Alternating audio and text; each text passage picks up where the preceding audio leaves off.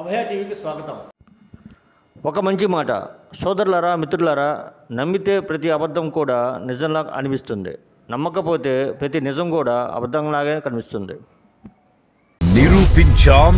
నిరూపిస్తాం. జాతీయ స్థాయి పోటీ పరీక్షల్లో ఇంజనీరింగ్ లోనైనా మెడిసిన్ లోనైనా తెలుగు రాష్ట్రాల్లో నంబర్ 1 ఎన్ఆర్ఐ. జేఈఈ మెయిన్ 2024 ఫలితాల్లో ఎన్ఆర్ఐ విద్యార్థుల విజయ భేరి.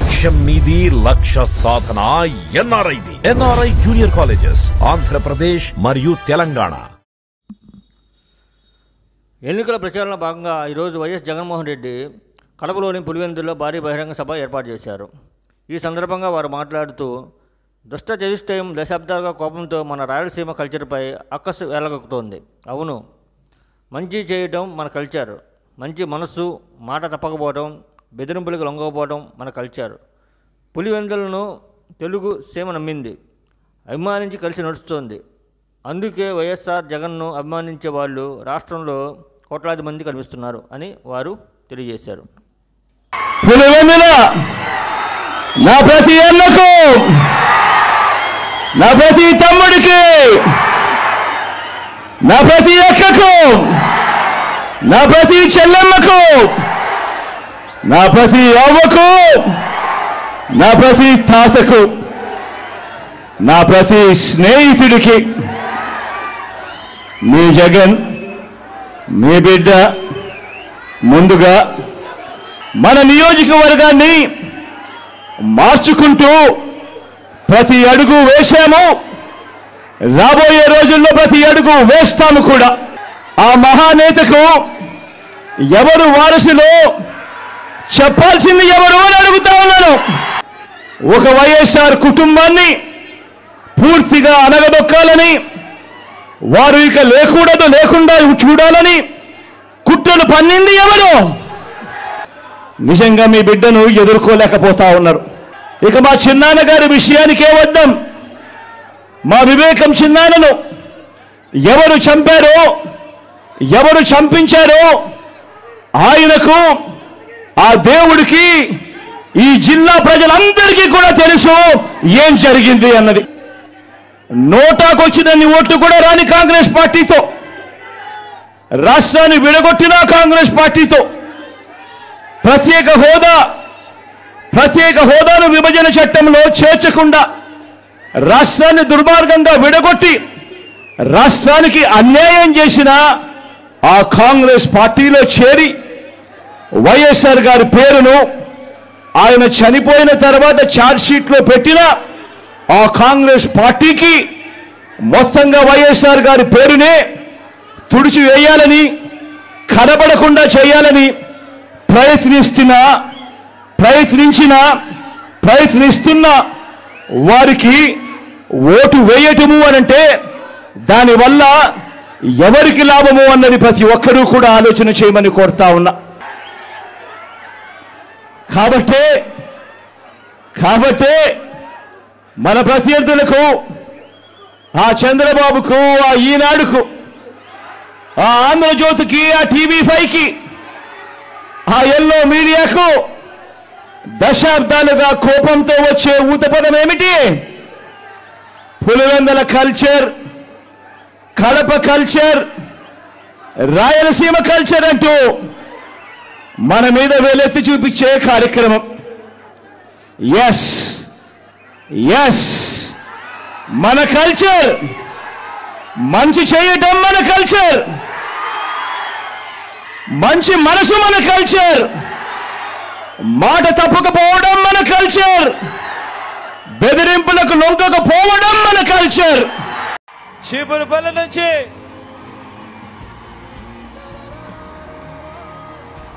నాకు తండ్రి లాంటి వాడు అని అన్న అంటా ఉంటాను.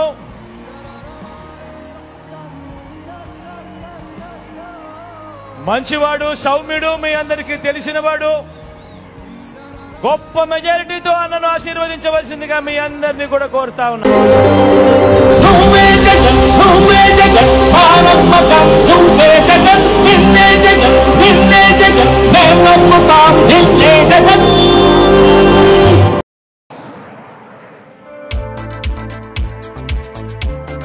విద్య నేర్చు నేర్చుకో, విలువ పెంచుకో. డివిఆర్ కోచింగ్ సెంటర్ విద్యా రంగంలో నిపుణులైన ఉపాధ్యాయులచే అత్యుత్తమ శిక్షణ. ఫస్ట్ క్లాస్ నుండి ఇంటర్ వరకు state and CBSE syllabus, 10th class నుండి డిగ్రీ వరకు రెగ్యులర్ అండ్ డిస్టెన్స్ కోర్సుల వారికి అన్ని సబ్జెక్టులకు ట్యూషన్స్ చెప్పబడును. APRJC, polytechnic, NEET, IIT mains, EAMCET లకు కోచింగ్ ఇవ్వబడును. హోమ్ ట్యూషన్ సౌకర్యం కలదు. హిందీలో ప్రాథమిక నుండి ప్రవీణ వరకు శిక్షణ ఇవ్వబడును. వివరాలకు సంప్రదించండి. DVR coaching centre, doctor SV Krishnarao గారి హాస్పిటల్ ప్రక్కన, ఏఎస్ఎన్ కాలేజీ పెట్రోల్ బంక్ ఎదురు, Prakasam road, Tenali. Director D Venkateswarlu, BSc DEd. Cell numbers 7207905551 మరియు 6303406306. ఏపీ కాంగ్రెస్ పార్టీ అధ్యక్షురాలు వైఎస్ షర్మిల బహిరంగ సభలో మాట్లాడుతూ వైఎస్ఆర్ను తిట్టిన బోస్తా జగన్కు తండ్రి సమానులా. అసెంబ్లీలో వైఎస్ఆర్ను బోస్తా సత్యనారాయణ తిట్టారు. తాగుబోతు అన్నారు. జగన్కు ఉరిశిక్ష వేయాలని వ్యాఖ్యానించారు. విజయమ్మను సైతం అవమానపరిచారు. అలాంటి బోస్తా జగన్కు తండ్రి సమానులు అయ్యారు. జగన్ క్యాబినెట్లో ఉన్న వాళ్ళంతా వైఎస్ఆర్ను తిట్టిన వాళ్ళే. వాళ్ళంతా జగన్కి తండ్రులు, అక్కలు, చెల్లెళ్ళు. నిజంగా ఆయన కోసం పనిచేసిన వాళ్ళు మాత్రం ఏమీ కారు. ఆయన కోసమే పనిచేసి గొడ్డలిపోటుకు గురైన వాళ్ళు ఏమీ కారు. వైఎస్ఆర్సీపీ పార్టీలో వైఎస్ఆర్ లేరు. వై అంటే వైవి సుబ్బారెడ్డి, ఎస్ అంటే సాయిరెడ్డి, ఆర్ అంటే రామకృష్ణారెడ్డి అని ఆమె వ్యాఖ్యానించారు.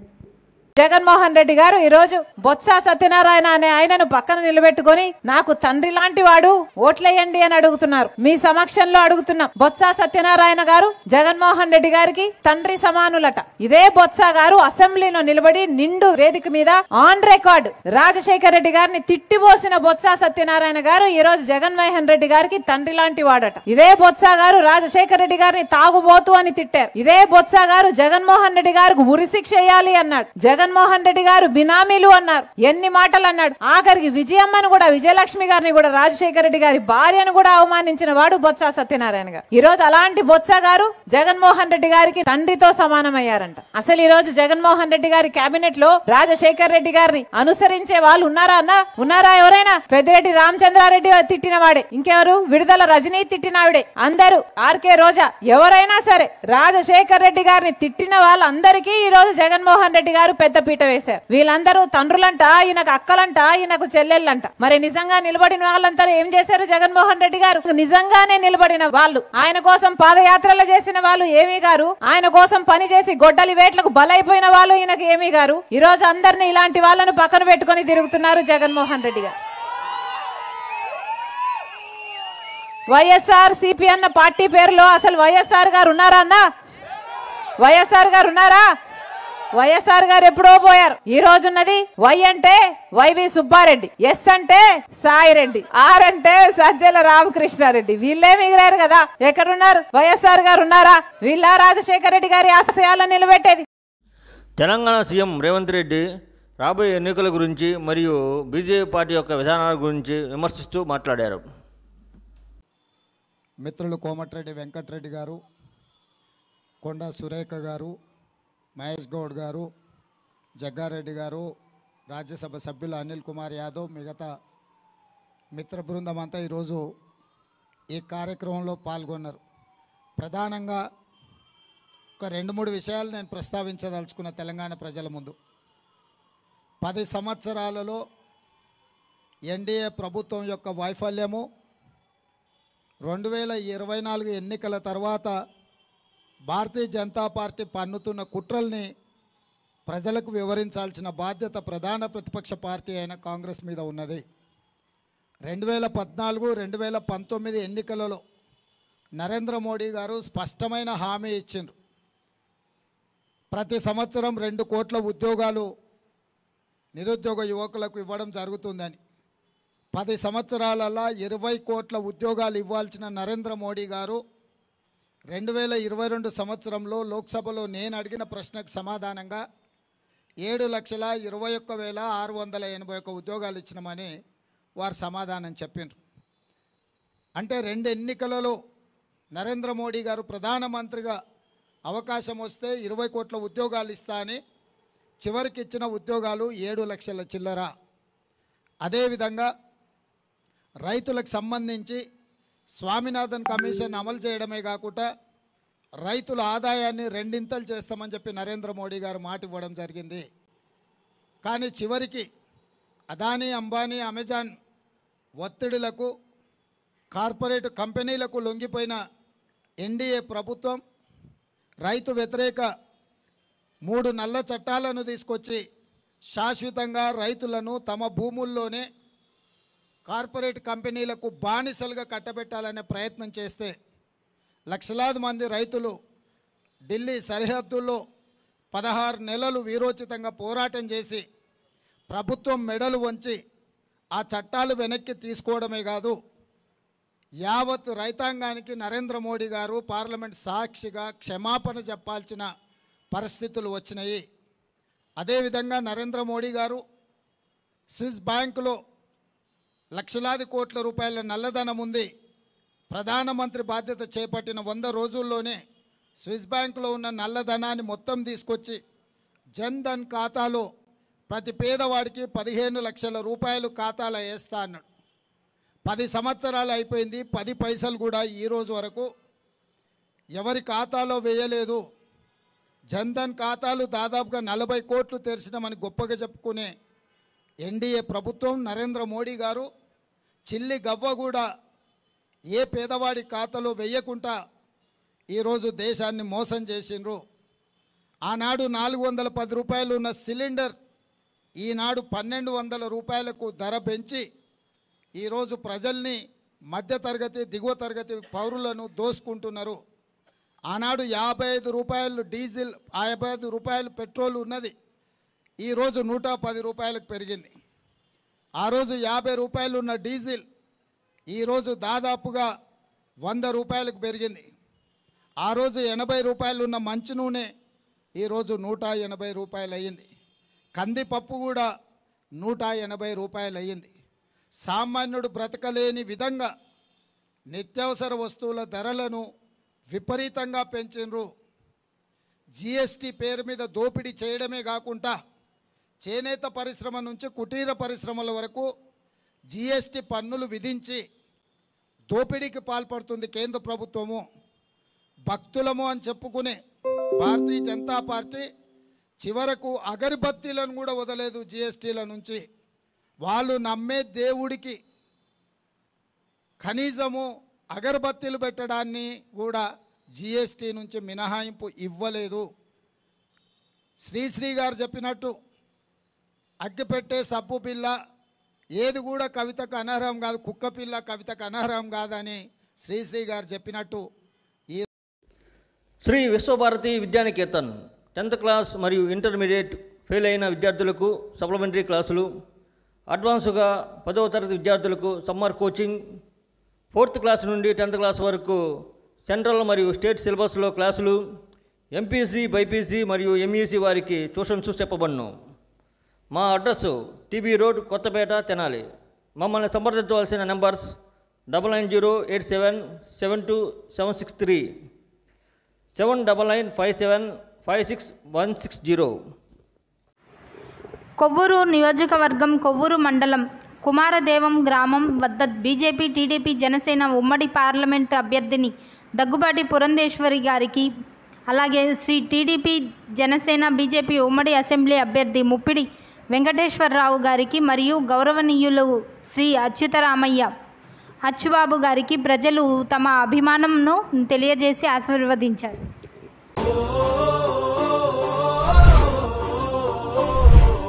నవనిర్మాణ సమయమిది, ఒంటరి కాదురా మోడీ.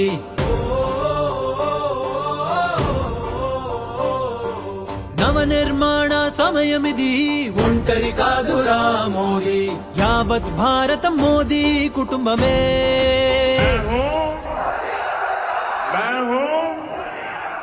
మరో మారు మోదీ సర్కార్, మరో మారు మోదీ సర్కార్. తెనాలి నియోజకవర్గ కాంగ్రెస్ పార్టీ ఎమ్మెల్యే అభ్యర్థిగా డాక్టర్ చందు సాంబశివుడు ఈరోజు సబ్ కలెక్టర్ ఆఫీస్ నందు నామినేషన్ దాఖలు చేశారు. ఈ సందర్భంగా డాక్టర్ చందు సాంబశివుడు గారు మాట్లాడారు.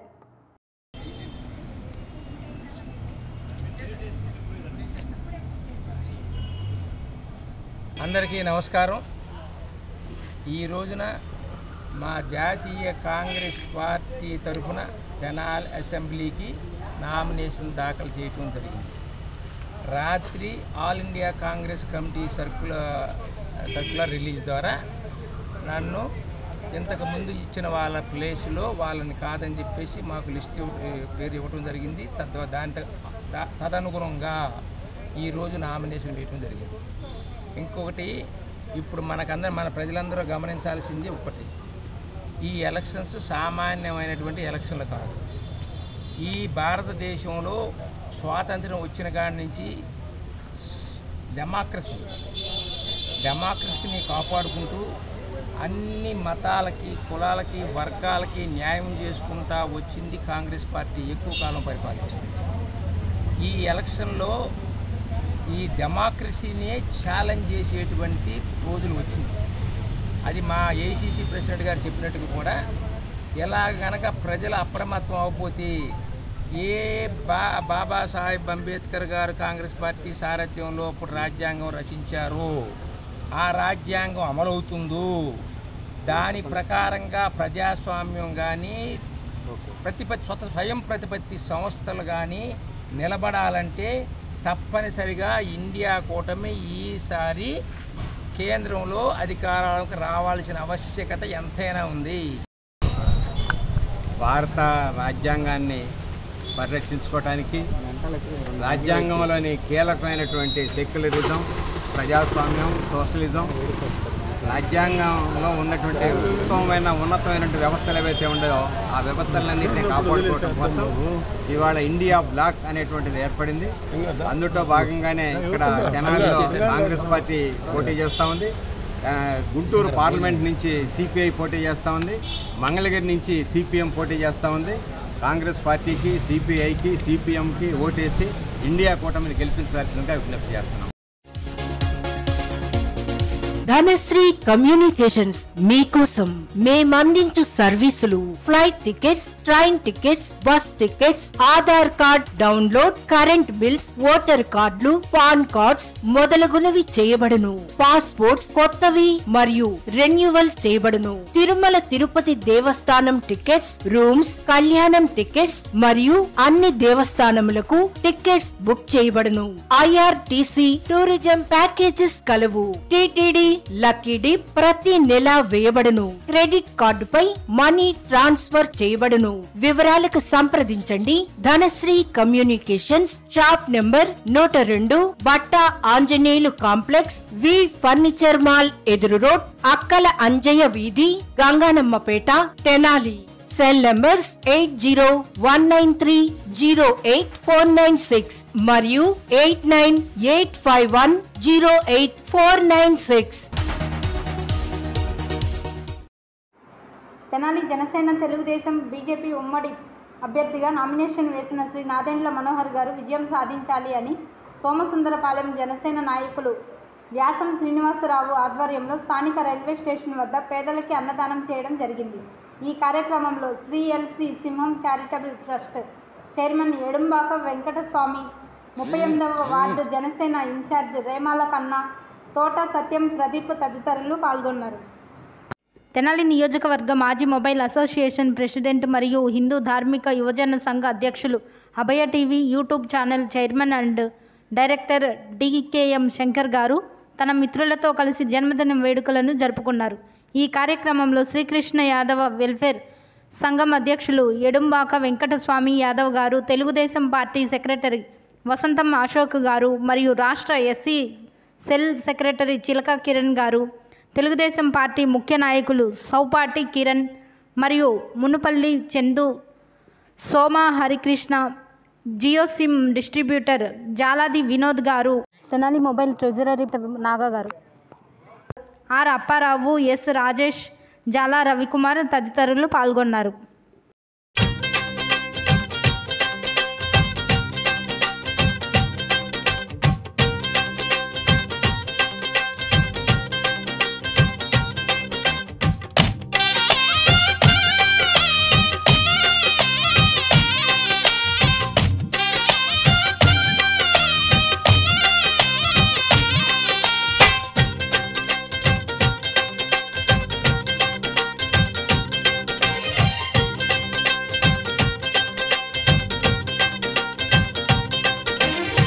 హ్యాపీ హ్యాపీ బర్త్డేలు మళ్ళీ మళ్ళీ చేసుకోక శుభాకాంక్షలు అందజేయవా మిత్రమా.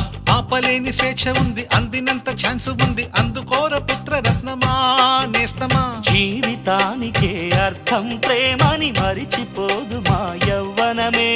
ప్రేమ అన్నదే సర్వం కాదని చాటుతుంది మా అనుభవమే. చిలిపి వయస్సు వరస తమకు తెలియదా. హ్యాపీ హ్యాపీ హ్యాపీ హ్యాపీ బర్త్డేలు మళ్ళీ మళ్ళీ చేసుకోక శుభాకాంక్షలు అందజేయవా మిత్రమా.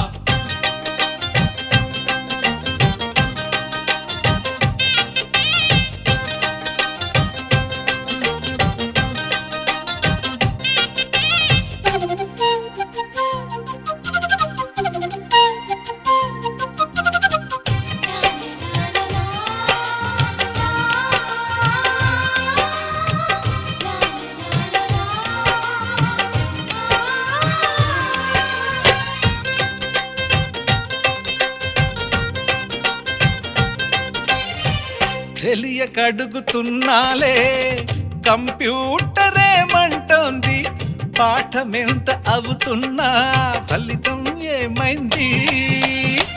బోధపడని కంప్యూటర్ బదులన్నదే లేదంది.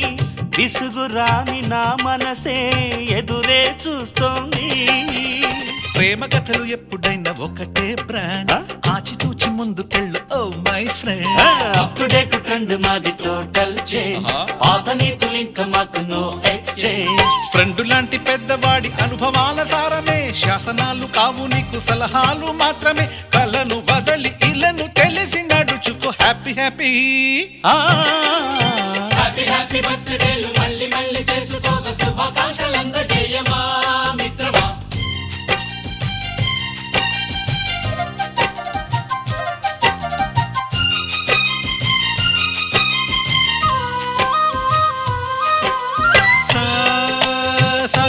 పాని బమప గమప గమప గమప గమపని నిస నిసగా నిస నిసగా నిస నిస పని పని మప నిసగా. మ్యూజిక్ మ్యాజిక్ మజా కాదు ఛాలెంజ్.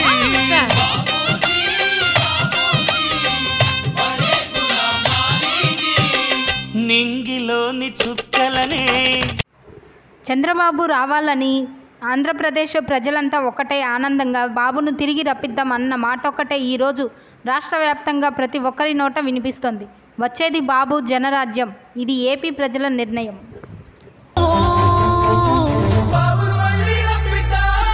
మంచి రోజుల కోసం